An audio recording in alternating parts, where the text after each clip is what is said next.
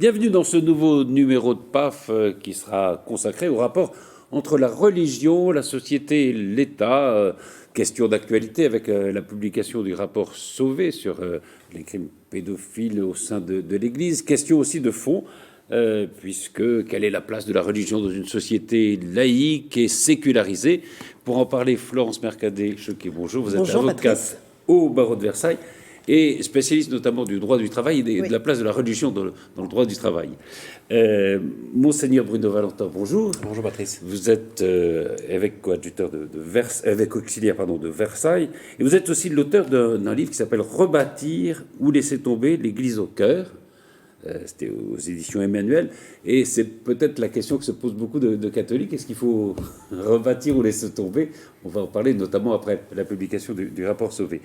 Vincent Corane, bonjour. Bonjour Patrice. Alors, vous êtes, dans votre droit, vous êtes le cofondateur des Surligneurs, et les Surligneurs, justement, publient un livre auquel a participé Raphaël Matat-Vignoux, qui est maître de conférence à l'Université de Versailles-Saint-Quentin. Bonjour Patrice. Ce livre, voilà, vous faites du legal checking, ce qu'on appelle le legal checking, c'est-à-dire que vous regardez les propositions des hommes et des femmes politiques et est-ce qu'ils sont compatibles ou pas avec notre droit. Et voilà le premier livre qui paraît, alors on peut retrouver sur vos sites, mais ce premier livre paraît et il est consacré justement au rapport de la religion, de la laïcité et de la politique. Alors, on va peut-être commencer immédiatement, puisque c'est l'actualité, avec ce rapport Sauvé sur les crimes pédophiles, on peut dire ça comme ça, au sein de l'Église.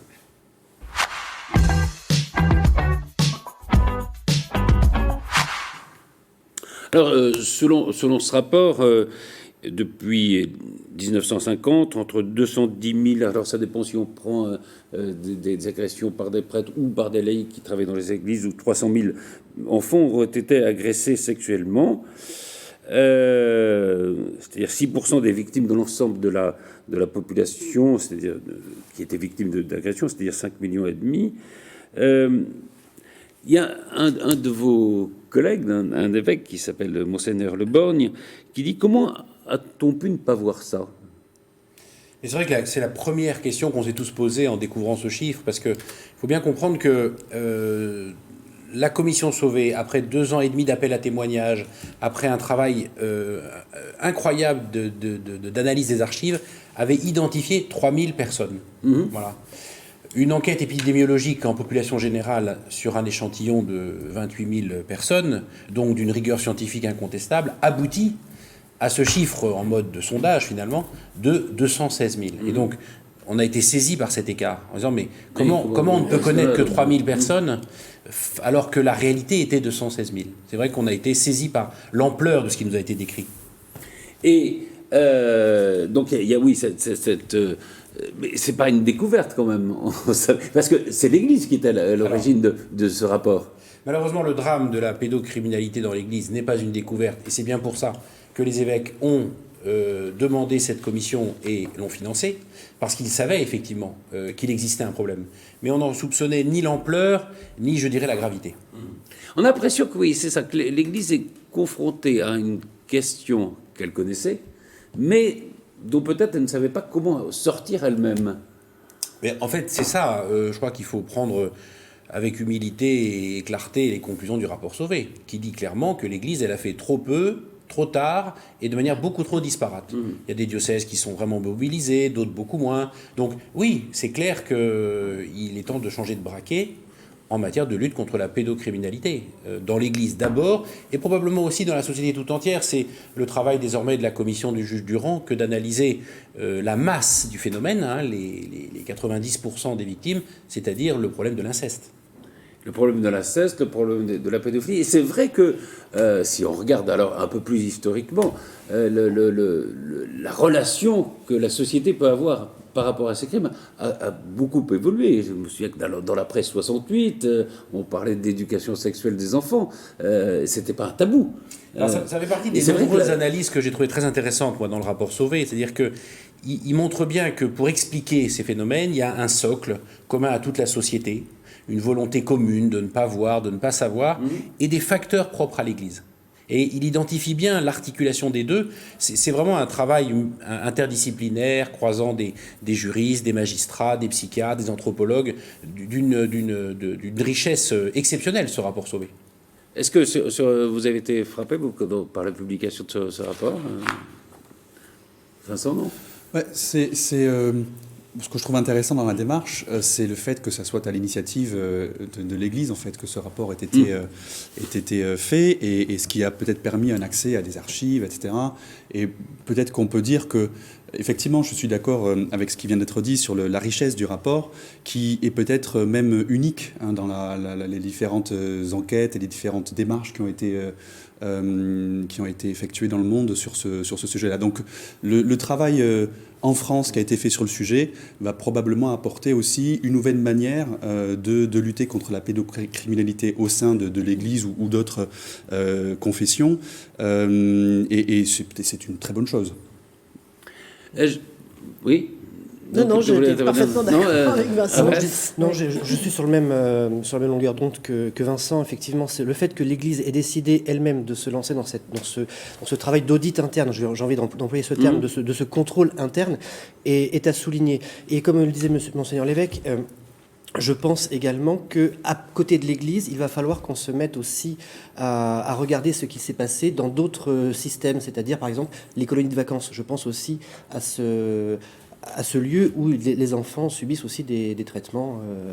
C'est vrai que si on veut traquer en gros la pédophilie, il faut regarder les lieux où il y a des enfants. Enfin, c'est tout bête ce que je dis, mais c'est vrai. Enfin, c'est les colonies de vacances, c'est les écoles, parce qu'il n'y a pas que évidemment. En fait, il n'y a pas que l'Église. Il n'y a absolument pas que l'Église. Et c'est vrai. Il y avait un article de la philosophe Chantal Delsol dans le Figaro qui disait, et c'est probablement vrai, que pendant longtemps, alors l'époque est en train de changer, mais on a toujours plus protéger les institutions, l'Église, mais la famille aussi, plutôt que les individus.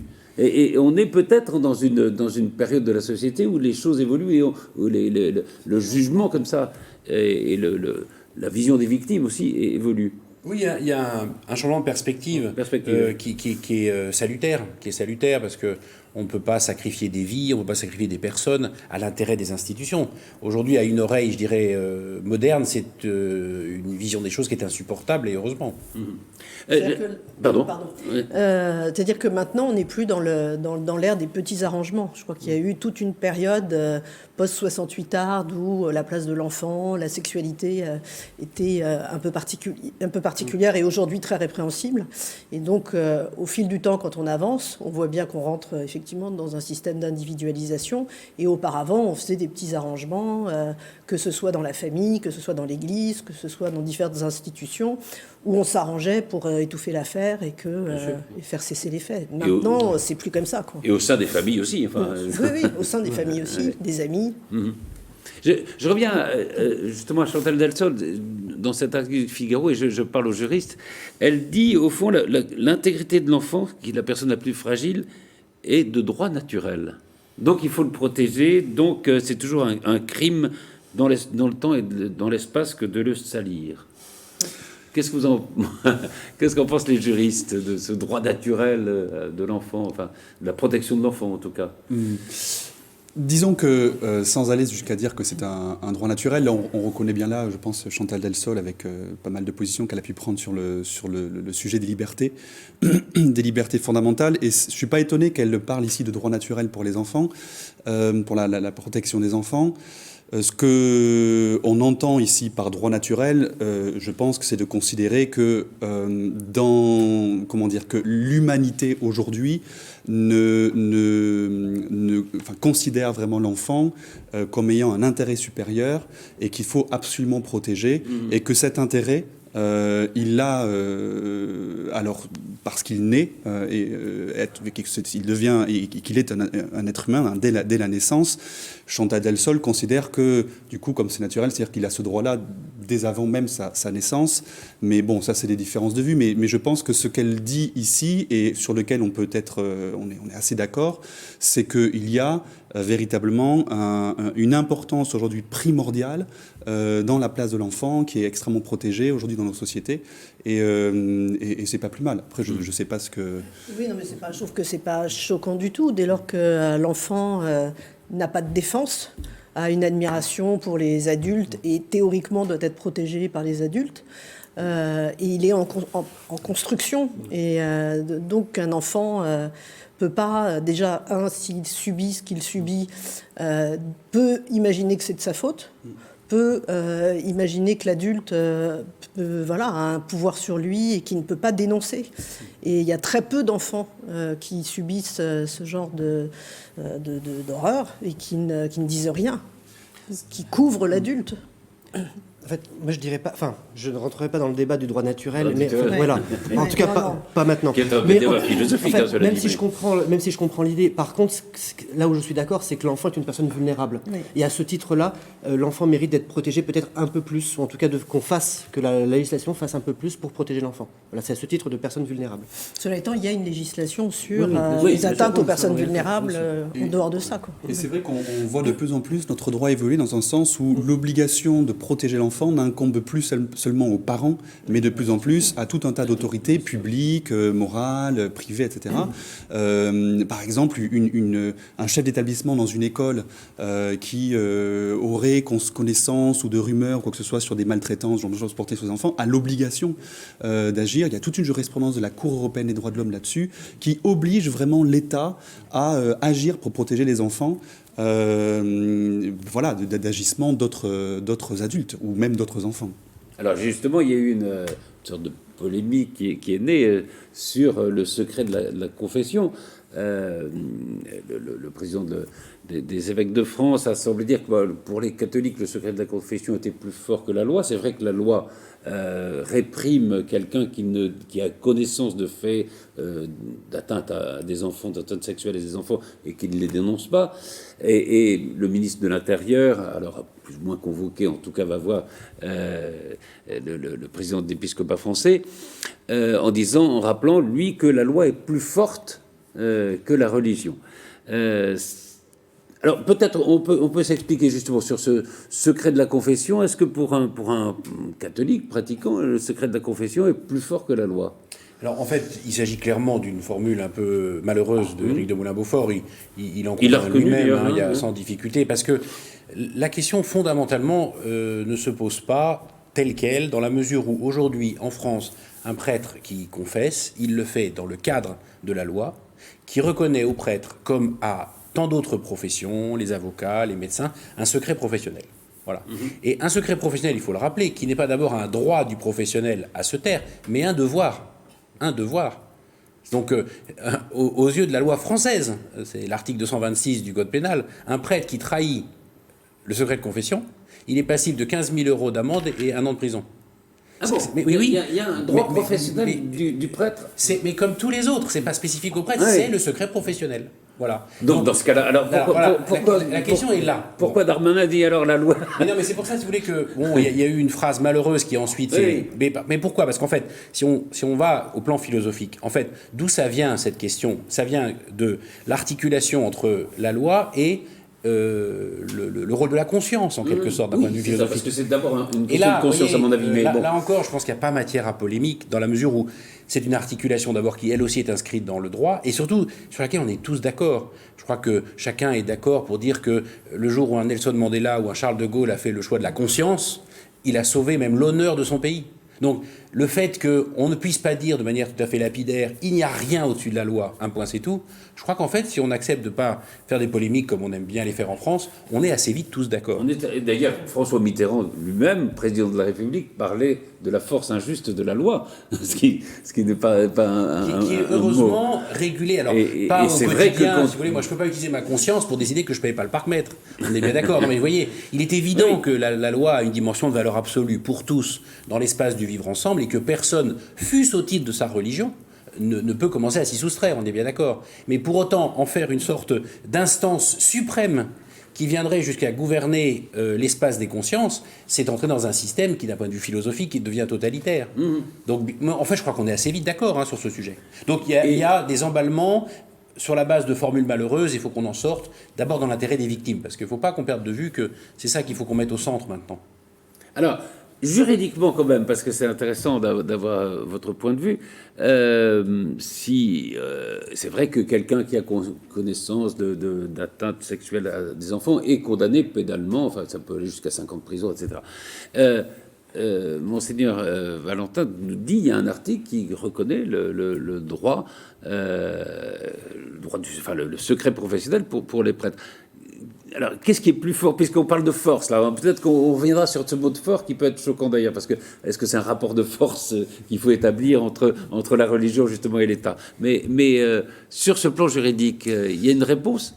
La réponse, elle est assez claire. Comme disait Monseigneur Valentin, effectivement, le secret professionnel est protégé et une personne qui dévoilerait une information qui est protégée par le secret professionnel, eh bien, elle peut être poursuivie, sanctionnée par une règle pénale. C'est l'article 226-13 du Code pénal qui prévoit ça. Mais on a un article juste derrière, le 226-14, qui prévoit une exemption à ces sanctions lorsque l'information concerne des actes de pédocriminalité. Donc, ça veut dire qu'on peut révéler une information qui relève du secret professionnel si il y a des questions de pédocriminalité derrière. Et on considère même, dans le code pénal, etc., qu'il y a aussi une obligation de révéler ces informations-là. Donc une personne qui ne révélerait pas, qui aurait connaissance de ces informations et qui ne les révélerait pas, pourrait elle-même être sanctionnée. Et ça concerne aussi les avocats, alors, je suppose. Ça, c'est tout le débat, parce que là, nous, on se fait rogner petit à petit notre secret professionnel. C'est une vraie question, le problème, la question du secret professionnel. Hein. Oui, c'est une vraie question, puisque... Dans une société où la transparence est de plus en plus... Parce que là, en l'espèce, ce qui nous concerne, avocats, quand bien même on ne participe pas à l'acte délictueux, par exemple sur problématique de fraude fiscale ou d'optimisation fiscale, et sur le problème du blanchiment, on peut avoir des perquisitions et ils peuvent prendre des pièces du dossier, que ce soit même des courriers confidentiels, des consultations confidentielles. Donc on peut avoir une atteinte à notre secret professionnel qui est extrêmement important. Et ça, je trouve que c'est très grave. La Conférence nationale des bâtonniers est montée au créneau avec une motion de censure. Maintenant, la loi a été votée en première lecture. Le Sénat, c'est au Sénat pour le moment. Et c'est vrai que nous, on est très choqués de cette infraction et de cet empiètement, en tout cas sur notre secret professionnel. Maintenant, de toute façon, en général, quand on voit, si on va sur de la pédocriminalité, quand on voit la personne, en général, elle est arrêtée. Donc, nous, on arrive après coup. Il n'y a pas quelqu'un qui va venir nous voir au cabinet en nous disant, écoutez, je suis en train de préparer un petit truc. Du bureau de l'avocat, si quelqu'un a dit j'ai commis des crimes pédophiles, voilà, est-ce qu'il faut que vous alliez le dénoncer ou est-ce que vous lui demandez, vous voulez en parler ou pas, quoi. Un cas très précis où il y a une personne qui était poursuivie pour coups et blessures volontaires. Et dans le dossier, en fait, elle a avoué à l'avocat qu'en réalité, donc elle avait poussé quelqu'un dans les escaliers pour des motifs, je ne vais pas revenir dessus, donc elle a poussé la personne dans les escaliers, qui était totalement inanimée en bas, et elle l'a étouffée, parce qu'elle ne voulait pas que cette personne parle, elle l'a étouffée et elle l'a mise dans une poubelle. Et dans le cadre du dossier, il était possible de dire, parce que l'étouffement n'était pas prouvé médicalement dans le dossier, il était possible de dire que ce n'était que des coups et blessures volontaires. Mais elle a avoué la totalité à son avocat, qui l'a renvoyé en fait à sa propre conscience. Mais parce que c'est pas, c'est ouais. Maintenant vous y réfléchissez. C'était avant l'été, vous y réfléchissez pendant l'été de savoir si vous dénoncez ou vous dénoncez pas. Moi, je peux plaider le dossier sur cette façon-là, mais c'est pas à l'avocat d'aller dire oui, en fait, elle l'a tué. Bien sûr. Voilà. Donc oui, c'est pas le rôle de l'avocat. C'est pas le rôle de l'avocat, mais là on est bien dans le secret professionnel. Ouais. Donc. Alors, je disais ce que disait un prêtre, parce que c'est vrai qu'on a tendance à faire des débats théoriques sur des problèmes qui se posent peut-être pas, et qui disait, mais c'est ce que disent tous les spécialistes, un pédophile va jamais venir en confession pour dire j'ai commis des crimes pédophiles. Ça n'existe pas, enfin, dans la réalité. C'est pour ça que moi aussi, je dirais ce que vous avez dit, à savoir que la quasi-totalité des pédophiles que nous rencontrons, nous prêtres, on les rencontre en prison. C'est les aumôniers de prison qui sont le plus au contact de pédophiles. Parce que les psychiatres le disent tous. Il s'agit de personnes qui sont dans une logique de justification de leur acte. En gros, leur discours à eux, c'est que c'est la faute de l'enfant. Hein. Et donc, bien sûr que c'est tout à fait antinomique avec le fait de venir se confesser. Et d'ailleurs, c'est pour ça que la commission Sauvé ne pose pas la question en ces termes-là. Parce qu'elle sait que ça n'est pas ça la réalité à laquelle on est confronté. Oui, la réalité, c'est sans doute... alors, ça probablement qu'il y avait des comportements qui étaient connus au sein de l'Église et qui n'ont pas été traités. Ça, c'est plus Sur la plus question la réalité. du secret de la confession, la réalité que pointe la commission Sauvé, et je pense qu'il faut qu'on la travaille avec beaucoup de sérieux, c'est de dire, en fait, c'est la question des confidences incidentes. C'est-à-dire, dans le cadre de la confession, un enfant qui vient dire qu'il est victime. Donc là, on n'est pas dans le cadre d'un pédophile qui se confesse. Bon. Un enfant qui vient dire qu'il est victime, qu'est-ce qu'on fait ? Qu'est-ce qu'on fait ? Et c'est ça la question de la commission Sauvé. Et c'est une question très sérieuse, qu'il faut qu'on travaille sérieusement, parce qu'évidemment, le secret de la confession ne peut pas être invoqué au détriment des victimes. C'est évident. Absolument. Donc, mais c'est quelque chose, moi, que je déplore un peu depuis une semaine, c'est qu'on voit bien que ce rapport n'a pas encore été vraiment ouvert, pas encore vraiment été lu, mais qu'il il est déjà prétexte, voilà, il est déjà prétexte à ce que chacun s'en serve un peu comme un livre qu'on n'ouvre pas, vous voyez, mais qui cale l'armoire de nos préjugés, et c'est pas comme ça qu'on va avancer, quoi. Alors, il y a une autre question, puis après, on va passer à d'autres sujets, mais certains disent, on a vu des articles d'ailleurs dans les journaux, il y a une solution très simple pour en finir avec ces actes, c'est le mariage des prêtres. Alors, autre exemple typique, si vous voulez, d'un débat qui est né sans même avoir lu la page de couverture du rapport. Parce qu'en fait, le rapport Sauvé lui-même dit l'inverse. Hein. Moi, j'ai trouvé qu'une des grandes richesses de ce rapport, c'est d'affiner cette question, qui relève du lieu commun, on est tous d'accord là-dessus, hein, et qui dit d'abord, si 90% des crimes sexuels en France sur des enfants sont commis dans le cadre des amis et de la famille, c'est bien la preuve que la question avec le célibat est différente. Et heureusement, parce qu'il faut quand même rappeler que la vie célibataire, c'est le statut de 50% des habitants de Paris aujourd'hui. Donc s'il y avait un lien de cause à effet, on serait vraiment dans une situation catastrophique. Bon. Et par contre, la commission Sauvé ne se contente pas de botter en touche. Elle pose les questions qui sont effectivement liées au célibat. Équilibre psycho-affectif, les accompagnements de l'aptitude au choix. Comment on fait pour que dans la durée, ce choix de vie ne conduise pas purement et simplement à une misère affective ? Donc c'est à la fois l'accompagnement, la formation et l'image qu'on projette de la personne célibataire pour qu'elle ne soit pas mise sur un piédestal comme un être sacré que pose la SIAZ. Et là encore, c'est des vraies belles questions qu'il faut qu'on travaille, vous voyez, sans tomber dans la trivialité d'une espèce de rapport de cause à effet qui, de l'avis même des psychiatres, puisque plusieurs se sont réexprimés depuis une semaine, n'existe pas. Alors, on voit votre livre Rebâtir ou laisser tomber l'Église. C'est vrai que, je suppose que les catholiques passent parfois par des moments de doute et parfois par des moments de volonté aussi, de reconstruction. Il est possible d'ailleurs que le mariage des prêtres réponde à une autre question, qui est celle de la vocation. Parce que c'est vrai qu'on voit, je crois que dans les années 50, il y avait 50 000 prêtres. Il y en a à peu près 15 000 aujourd'hui, dont beaucoup de plus de 75 ans, je crois. Hein. C'est vrai que c'est un vrai problème, la question de la vocation. Peut-être aussi dans le choix, d'ailleurs, des prêtres eux-mêmes, enfin, de la sélection des prêtres eux-mêmes. Oui, c'est sûr qu'aujourd'hui, notre Église, elle est à la croisée des chemins. Il n'y a pas de doute là-dessus. On a un peu l'impression, si vous voulez, avec ce rapport Sauvé, de devoir réaliser une sorte d'opération à cœur ouvert, quoi. Donc c'est compliqué, c'est douloureux, c'est risqué, mais on voit bien que c'est le genre de risque que si on ne prend pas, on meurt, quoi. Et d'ailleurs, c'est la première fois, je crois, il y a un sondage IFOP où il y a une majorité de Français, 51%, se disent non-croyants. Je crois que c'est la première fois dans l'histoire des sondages, en tout cas. Ce qui m'a fait plaisir, moi, personnellement, parce que c'est qu'il y en a encore 49. Ça m'a confirmé que je suis bien français. Parce que moi, si vous me demandez si je crois en Dieu, je vous dirais que ça dépend des jours. Hein. Moi aussi, je passe par des doutes. Moi aussi, je passe par des questions. Et je pense que c'est une question, en fait, qui est assez fluctuante dans l'intime de chacun, par rapport à laquelle on répond des choses un peu différentes d'un jour sur l'autre.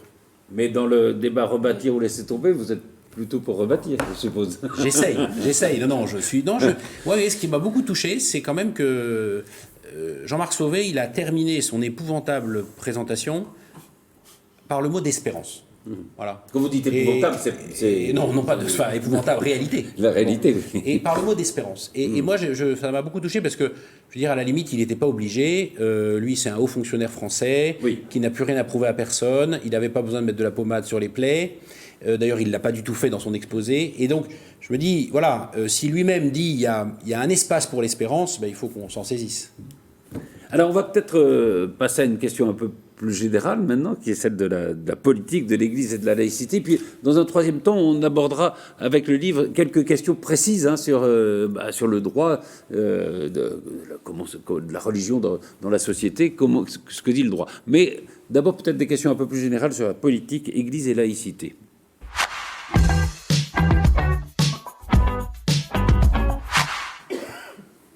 Alors, on peut rappeler peut-être les principes constitutionnels qui régissent la laïcité en France. C'est dans la Constitution. C'est dans la Constitution, c'est même à l'article 1er de la Constitution, puisque notre Constitution dit que la France est une république indivisible, laïque, démocratique et sociale. Donc c'est à l'article 1er de la Constitution.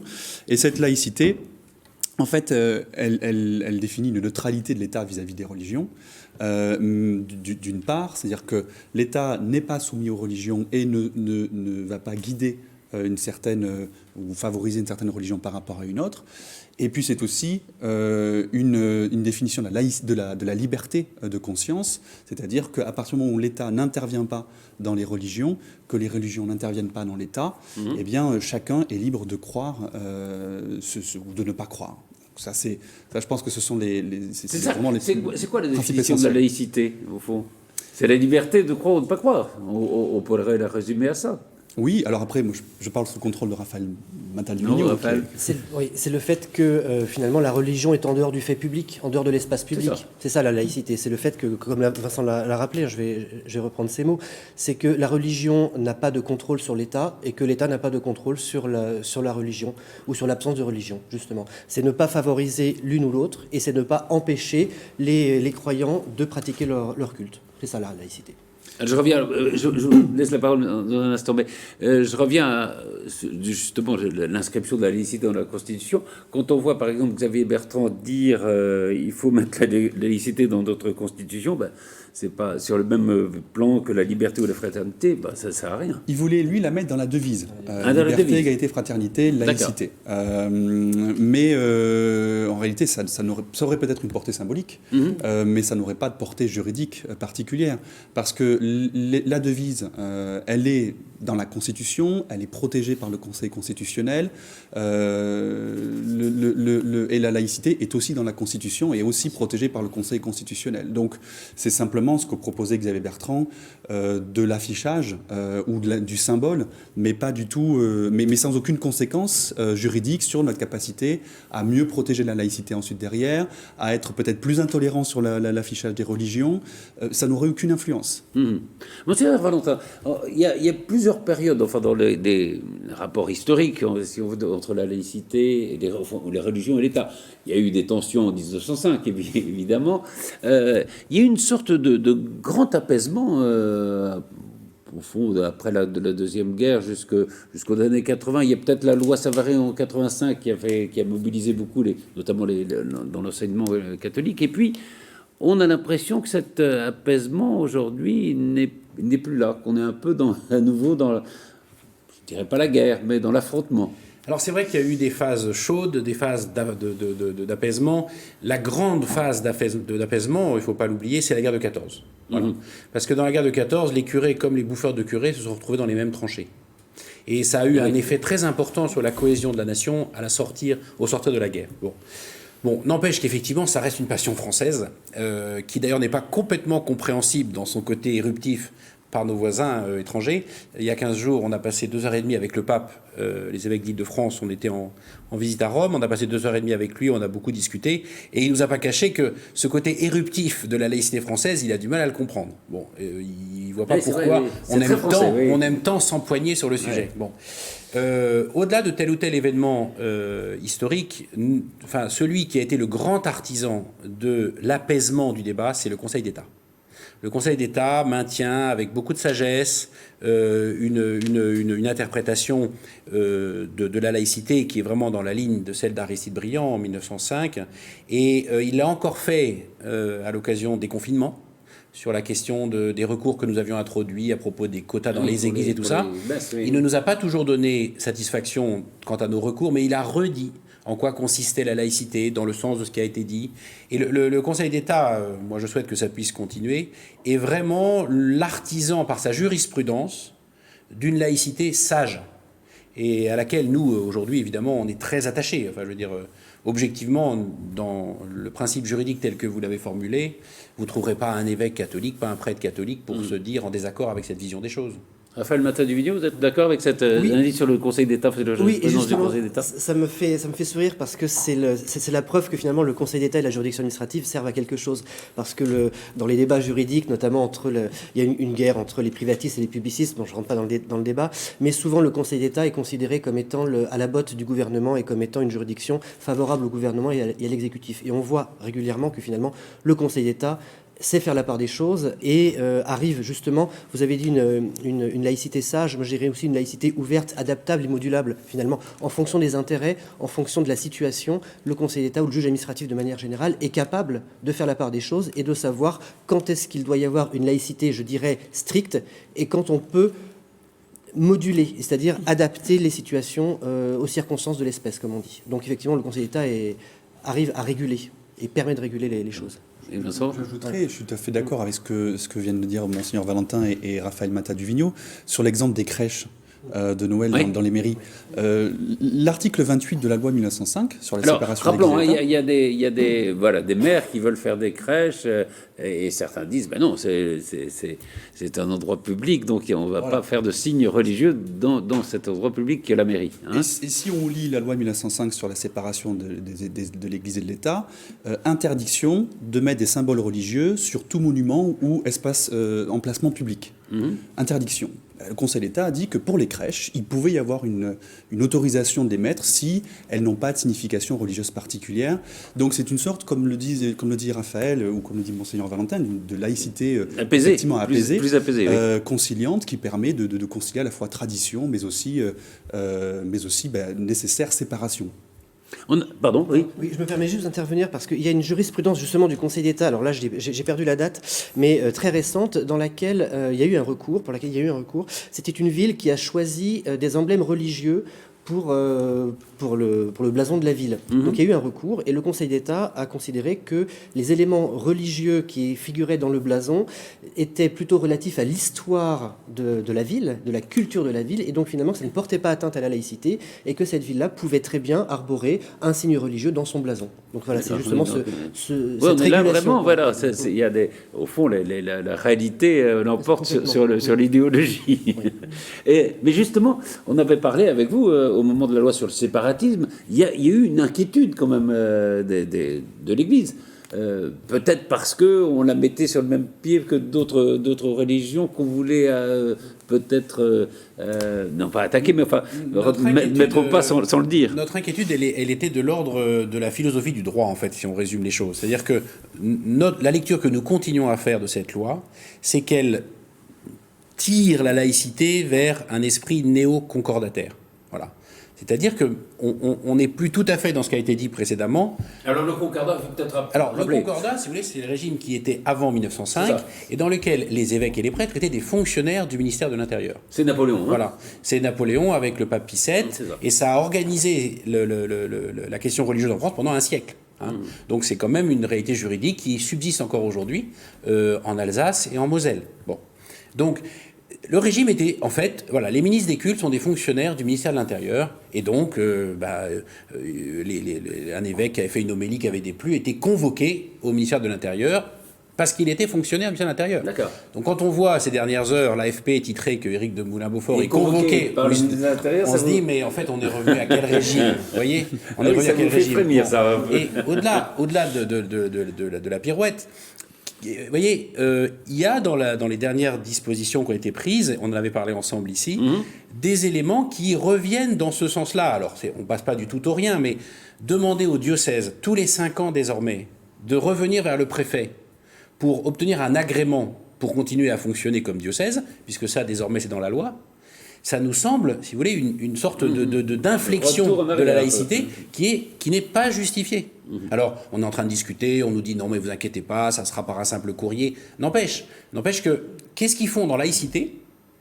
Le fait qu'un diocèse doive tous les 5 ans se représenter devant le préfet pour lui dire est-ce que vous acceptez de nous maintenir notre statut juridique? C'est une question, vous voyez, qui n'est pas de l'ordre de l'amour-propre froissé ou du fait qu'on voudrait être traité différemment des autres.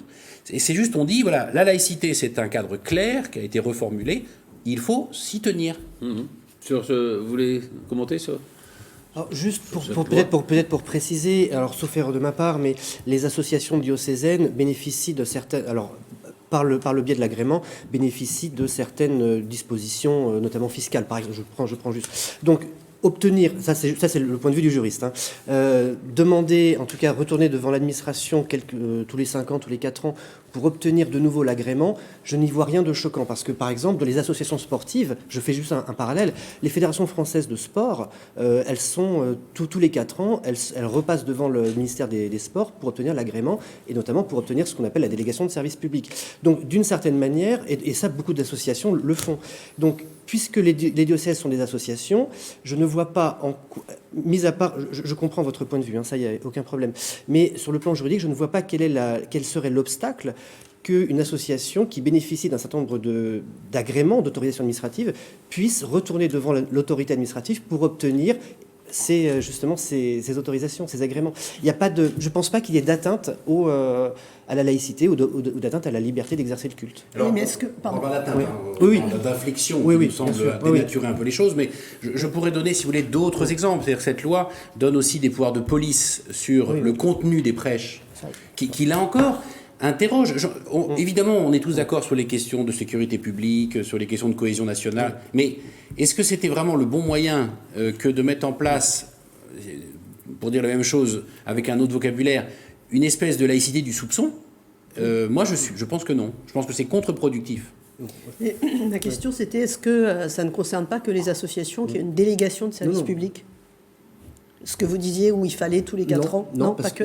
Non, l'agrément est précaire. Pour toute association qui bénéficie d'un agrément, pour les régimes spécifiques, oui. Peut-être, avant de passer aux questions très concrètes qui sont abordées dans le livre, peut-être une question un peu plus philosophique. Je crois que c'est Marcel Gauchet qui dit plus une société se sécularise, c'est-à-dire s'éloigne un peu de la religion, plus elle a besoin de la religion. Ne serait-ce que pour permettre de penser les limites de la laïcité. Moi, ma conviction d'ordre anthropologique, c'est que la question spirituelle, on la porte tous en soi. Voilà. Après ça, chacun y répond de la manière qui lui semble juste. Certains vont s'inscrire dans telle ou telle religion, d'autres vont développer des réponses spirituelles plus individuelles, plus personnelles, plus, on pourrait dire, hors cadre. Mais ce qui est clair, c'est qu'on n'évacuera jamais la question spirituelle, parce qu'elle fait partie du simple fait d'être homme, d'être femme. Et donc, effectivement, la question spirituelle, elle sera toujours au cœur de nos débats pour vivre ensemble, qu'on le veuille ou non.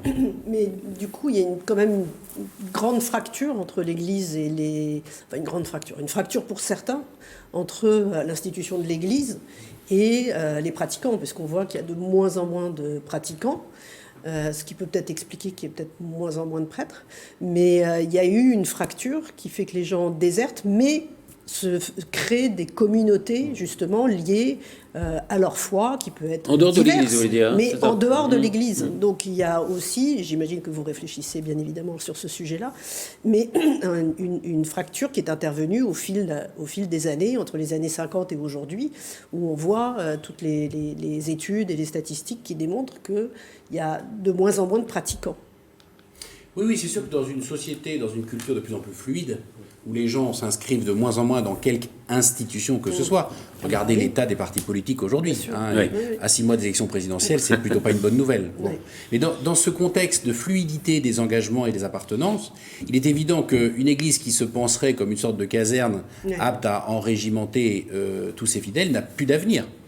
Il est clair qu'il faut qu'on pense nous-mêmes cette fluidité d'appartenance, de conviction et de lien de rattachement. Vous avez tout à fait raison. Oui. Je pense sur la laïcité, à mon sens, c'est une sorte de baromètre aussi qui nous permet de mesurer quel est notre degré de tolérance vis-à-vis de la religion et quel est l'écart que l'on met entre l'État et la religion. Or, moins il y a de personnes, là je ne m'exprime pas en tant que juriste, mais peut-être juste en tant que citoyen, mais moins il y a de religion dans l'État, moins on est capable de mesurer cette distance entre l'État et la religion. Et par conséquent, plus on oublie en fait de préserver cette distance-là et de l'expliquer, etc., ce qui provoque peut-être des incompréhensions de la part de certains et qui vont, par exemple, je pense aux protestations qu'il peut y avoir contre les caricatures de Mahomet dans Charlie Hebdo, ou alors les protestations contre, je me souviens en 2011, de la pièce de théâtre de Romeo Castellucci au Théâtre de la Ville, etc., là plus par des catholiques plus fondamentalistes. Mais c'est peut-être que moins il y a de religieux en France, moins on peut prendre le pouls et la température en fait de quel est le rapport entre l'État et la religion. C'est un peu ce que dit Marcel Gauchet d'ailleurs, c'est un peu sa tête. L'Église est toujours la fille aînée, la France est toujours la fille aînée de l'Église. Alors, on a posé la question au pape il y a 15 jours. Il nous a dit oui, mais pas la plus facile à manier. Il a de l'humour. Oui, il a de l'humour et il aime la France. Parce que vous voyez, la dernière question qu'on lui a posée, c'est de votre point de vue de la France dans son ensemble, qu'est-ce qui est le plus beau en France d'après vous? Et il nous a dit du tac au tac, la créativité humaine. Vous êtes un peuple capable de faire du neuf, d'inventer, de vous réinventer. La principale beauté de la France, il nous a dit, c'est la créativité. C'est votre livre, Reconstruire. En quelque sorte. Mais j'ai été touché de ce regard très positif qui porte sur notre pays, alors même que nous-mêmes, on peut avoir une certaine tendance au défaitisme et à la noirceur. Absolument. Alors, on va aborder la troisième partie de cette émission. La laïcité en pratique, on va poser un certain nombre de questions, comme tout le monde se pose, et vous allez nous dire si, juridiquement, quel est l'état du droit. La laïcité en pratique.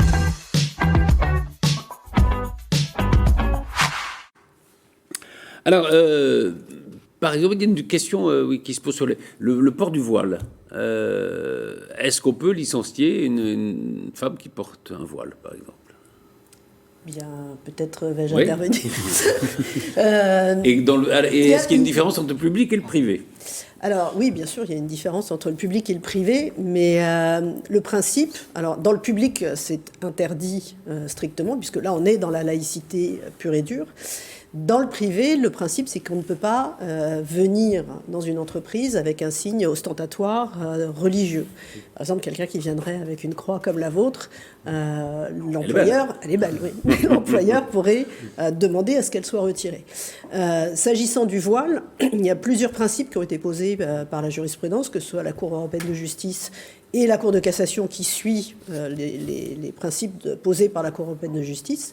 C'est que, il faut que ce soit un principe de proportionnalité, c'est-à-dire que l'interdiction du port du voile corresponde à une légitime volonté de l'entreprise, peut-être d'imposer cette laïcité, notamment, par exemple, en interdisant une personne à porter le voile lorsqu'elle va en clientèle, lorsqu'elle est à l'extérieur, en contact avec des clients, avec des commerciaux, Donc, ça, c'est le premier principe, mais le principe qui est au-dessus, c'est qu'il faut que ce soit prévu dans le règlement intérieur de l'entreprise. Et c'est ce qu'a rappelé la Cour européenne de justice. Il y avait deux décisions de cour d'appel à la fois en France et en Belgique sur des sujets exactement similaires, si ce n'est qu'en Belgique, il y avait un règlement intérieur qui prévoyait les conditions où on pouvait interdire tout signe ostentatoire religieux et notamment le voile. C'était prévu dans le règlement intérieur et ça a été imposé à une personne qui était en contact avec de la clientèle de retirer son voile. Là, la Cour européenne de justice a dit c'est valable. En France, c'était exactement le même cas de figure, si ce n'est qu'il n'y avait pas de règlement intérieur dans l'entreprise. Et ça, mais le règlement intérieur pourrait l'interdire. Le règlement intérieur peut l'interdire, mais pas aussi cash, j'allais dire. Donc il faut que ce soit général comme interdiction, que ce soit proportionné.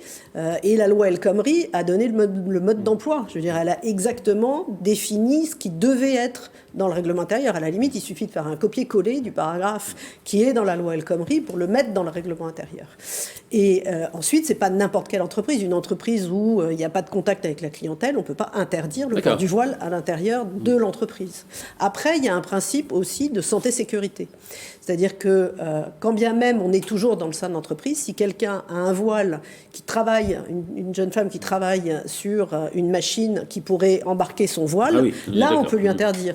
Il y avait eu un cas de sécurité. Il y avait un cas d'un hindou qui avait un turban et qui refusait de le retirer alors qu'il devait mettre un casque de chantier. Donc là il y a quand même un problème. Donc on est, c'est difficile. Pas facile. Voilà, c'est pas facile. Donc il faut bien avoir ces trois problématiques. Et puis après, il y a les problématiques comportementaux dans l'entreprise, avec des salariés qui refusent de céder. Alors ça, on va peut-être après sur ce Raphaël Matin-du-Millot. Oui, juste pour compléter ce qui vient d'être dit, il y a eu aussi de la jurisprudence où des personnes, des hommes barbus refusaient de raser leur barbe parce qu'ils devaient mettre justement pour des raisons religieuses, mais on leur imposait pour des raisons de sécurité pour porter un masque ou un casque. Et donc c'est pareil, les personnes ont été licenciées et le licenciement a été validé par la justice. Oui, mais alors vous avez deux décisions de 2021 avec des ports de barbe où les licenciements étaient déclarés sans cause réelle et sérieuse parce qu'il n'y avait pas de problème de sécurité, mais parce qu'il n'y avait pas de... Parce que ce n'était pas prévu par le réglementaire. Oui, absolument. Oui,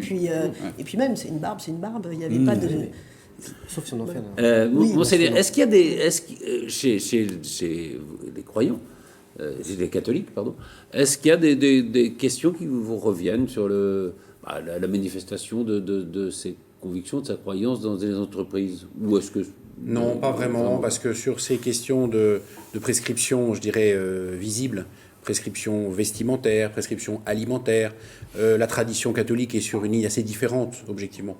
Il faut aussi, c'est une des exigences de la laïcité qu'elle a parfois un peu de mal à honorer, il faut aussi être capable d'appréhender les questions spécifiques que pose chaque religion. Voyez. Oui, absolument. Parce que les religions n'ont pas toutes le même rapport à la vie commune, le même rapport à l'État. Bon. Sur ces questions objectivement vestimentaires, de signes ostensibles, les questions alimentaires, objectivement, on ne se sent pas très concerné. Non, c'est vrai qu'il y avait... Non, je me souviens, alors c'était en 2017, là, pendant les élections présidentielles, il y avait une porte-parole de François Fillon qui avait une croix. Et tout le monde s'est dit, mais pourquoi elle porte une croix? C'était quand même son droit. Non, me semble-t-il. Enfin. Oui, et dans le même sens, il y avait une candidate, La République En Marche, récemment, qui sur une affiche portait un voile. L'équipe de campagne l'a exclue de l'affiche.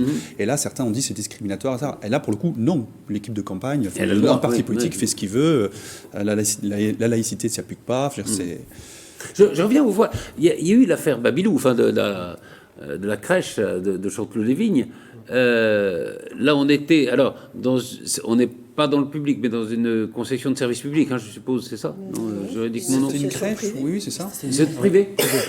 Oui. Et il y a eu interdiction. Mais c'était justement ce qui a donné lieu ensuite à la loi El Khomri. Et puis à toute la jurisprudence que citait Florence, les décisions de justice, c'est-à-dire est-ce qu'on peut licencier une personne qui porte parce qu'elle refuse d'enlever des signes religieux.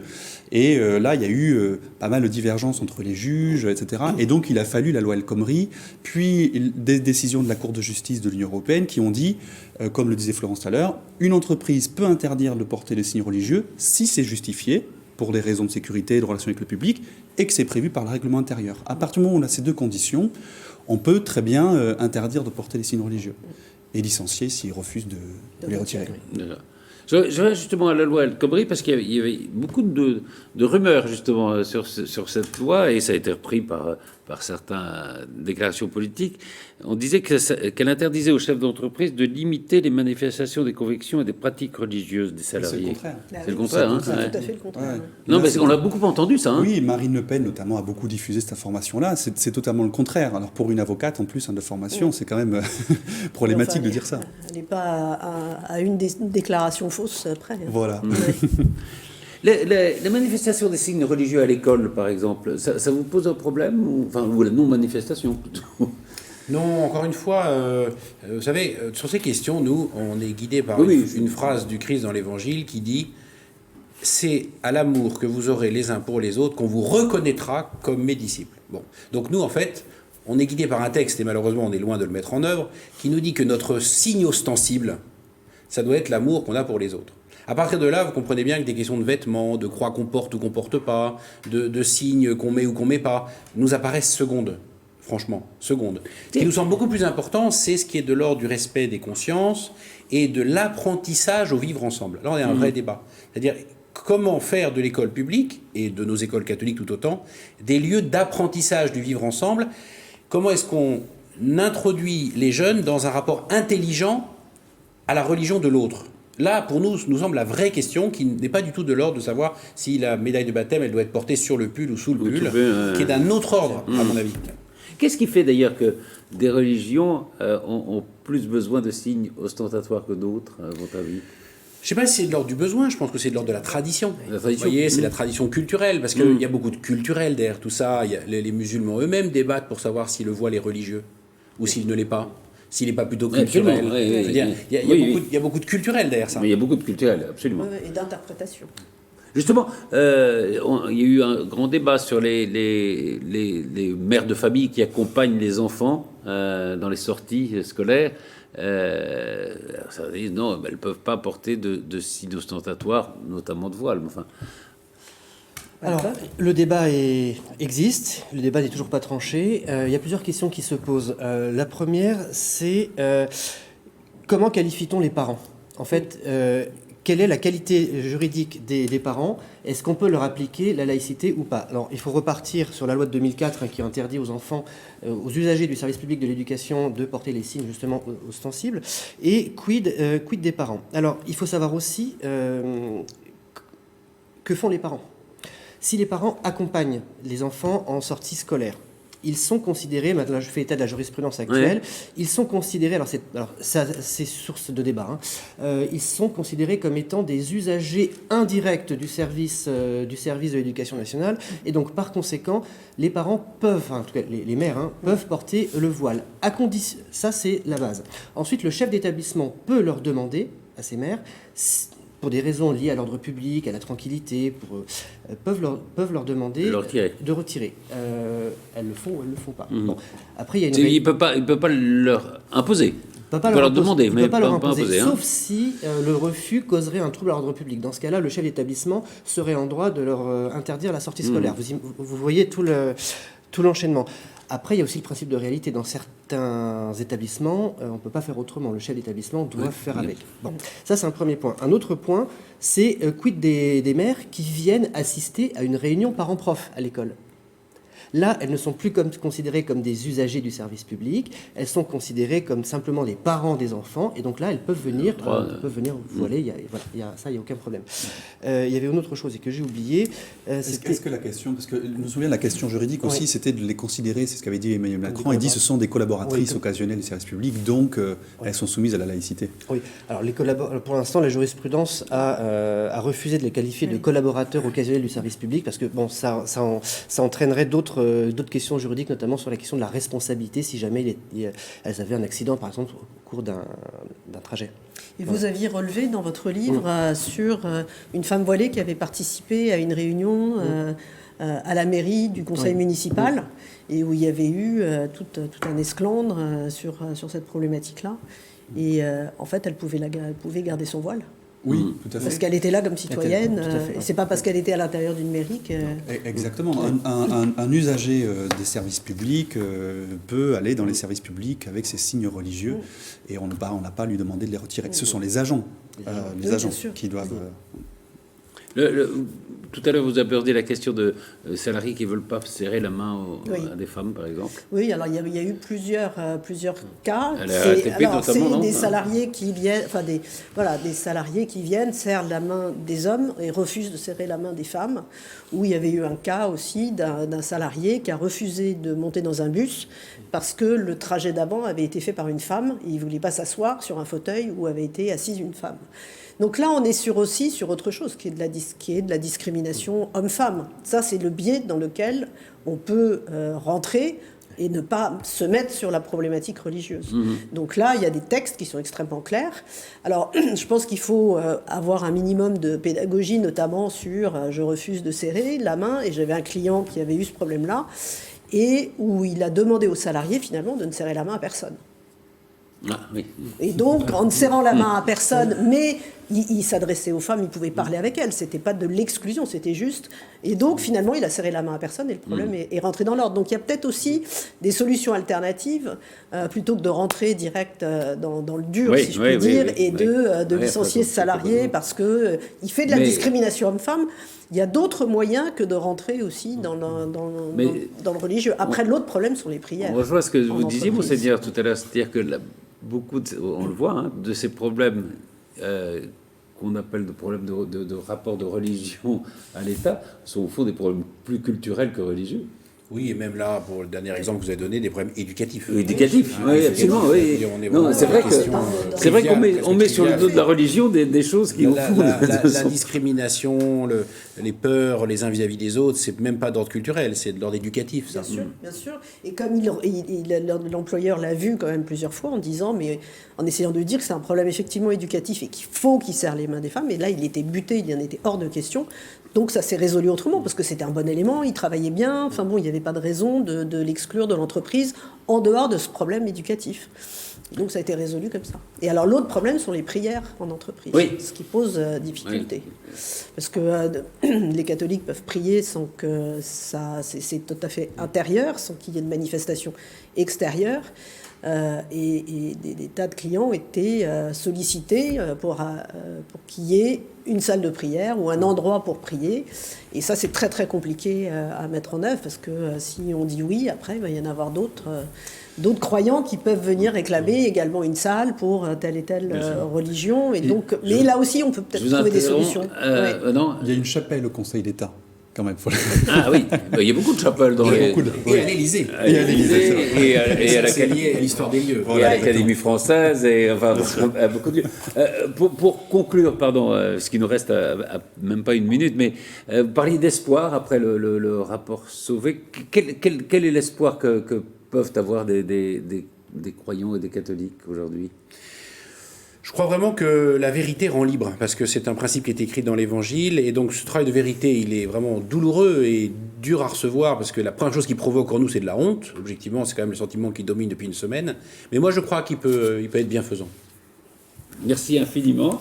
Je rappelle le titre de votre livre, Rebâtir ou laisser tomber l'Église au cœur, c'est aux éditions Emmanuel, et puis les surligneurs. Voilà, bon, on le voit, mais le livre s'appelle, je vais quand même le dire, Politique, religion et laïcité. Et c'est aux éditions, là, ça c'est pas facile à dire. Henrik B. Voilà. Henrik B, c'est dans toutes les bonnes librairies. Absolument. Merci infiniment à tous les quatre et à très vite pour un nouveau numéro de PAF.